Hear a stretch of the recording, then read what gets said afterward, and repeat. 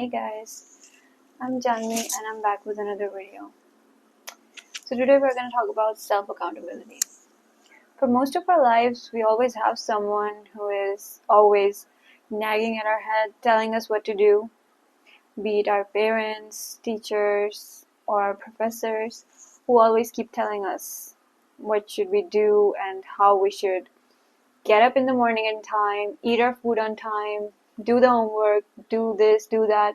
And we always have someone keeping us in check.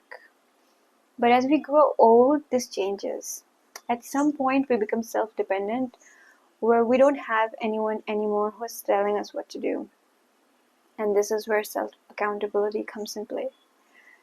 So at this point, when there's no one who's telling you that you should work or you should get up early in the morning, or when you don't have any deadlines, it is easy to get off the track. And sometimes days or even months can pass by with you making no progress at all in life in general, or even with your work. So that is why having self accountability is very important. So how can we be accountable for our work or for our actions? Well, there can be many ways, and some of you might not even struggle with it. But for those who do, I would like to share a few things that I've learned over the years that helps me stay on track. Well, first of all, the one very important and useful thing that I've learned over the years is to maintain a calendar, maintaining a digital calendar. It can be the Google Calendar, or you can look up the apps. You can just add all your important tasks on your calendar, events, which can be things like seminars you have to attend, your classes or workshops, or whatever you have to do. But other than those things that you have to do necessarily, you can also add your self goals to your calendar. You can have a daily goal for every day, just one thing on your list that you're going to do today. So just prepare that ahead of time, at least a week ahead or a month ahead, and just add those things that you're going to do, or at least one day ahead. Just plan it out and tell yourself this is what you're going to do on this day. You can start with just one task, but as you get better, you can keep adding more tasks as well, based on your working capacity and your time management. But it's always good to have that calendar and have some goals set for yourself ahead of time. You can also start with weekly goals if you don't want to do it on a daily basis.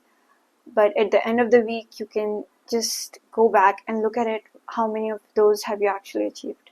That way, you can just keep a track of your progress, and you can know that you have, in case you didn't do any work, you'll be able to see that how a week passed by and you made no progress. And if you have done those things, you will be feeling accomplished and you will feel that you have achieved so much over the week, and that will give you more strength and power to keep going, and you will be more motivated to do better the next week.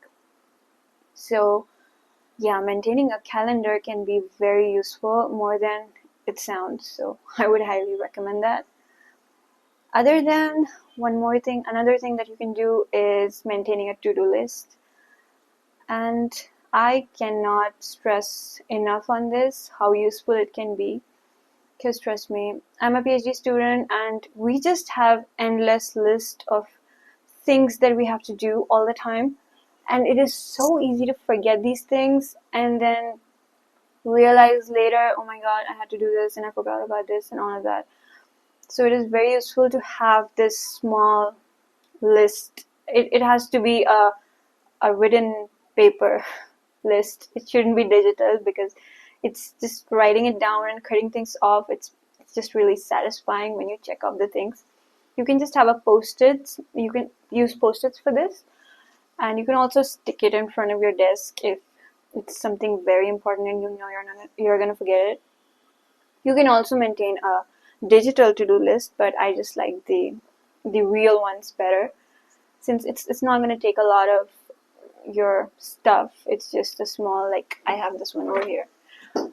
So this is my to-do list. I don't have anything right now, but I have a similar one in my lab on my desk, and that is the one that has most of my tasks right now. And I just write down the things, and then I keep going back to it at least once a day or once in 2 days, and just keep looking how much of it have I gotten done, what have I forgotten, and what should I do today, and all that. So yeah, having a to-do list can be super useful. Try it out. I hope it'll be useful for you as well. And the third and the most useful thing that I've learned over the years is journaling at the end of the day. So journaling can be done in several ways. Earlier, I used to just write down whatever happened throughout the day with me. It could be any specific highlight or just a short summary of the entire day. But over time, I improvised, and now I do it in a different way. I start with writing down all the good things about my day, things that I got done, things that I thought of doing and I actually did them, and things that just went well with my day. And when I write that down, it just makes me happy, and I feel like, okay, this day was a success. It wasn't that bad. So even if I'm feeling low by the end of the day, just by writing down these things, I already feel like accomplished and motivated.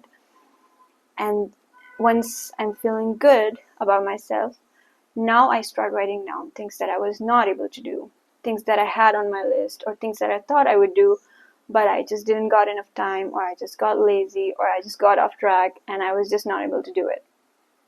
So I just write down those things. And then I also think about how I can actually do them. Like, what actually went off track? What happened? Why did I do that? Or why did I not do that? So I find ways, I think about ways how I can actually fix all those problems in my life. And then I just think about, how I'm going to improve. So that is how I journal, and it is a very useful habit that I've developed over the years. And I think it can be useful for anyone. I cannot think of any any kind of loss of journaling, and like, I cannot really count the benefits. So I think the major benefit is how you got your emotions under control when you start writing things down. Because I don't know about other professions, but as a PhD student, I know it can be it's hard to always see your progress. Sometimes you do a lot of work, but you just cannot see things happening. You just cannot see the progress, and that can be kind of frustrating sometimes.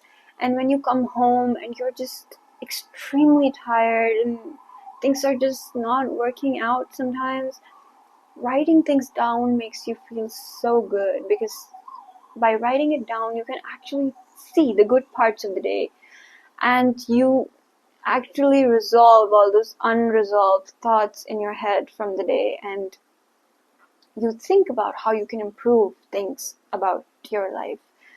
So it just gets a lot of your life on track, and it is just super helpful.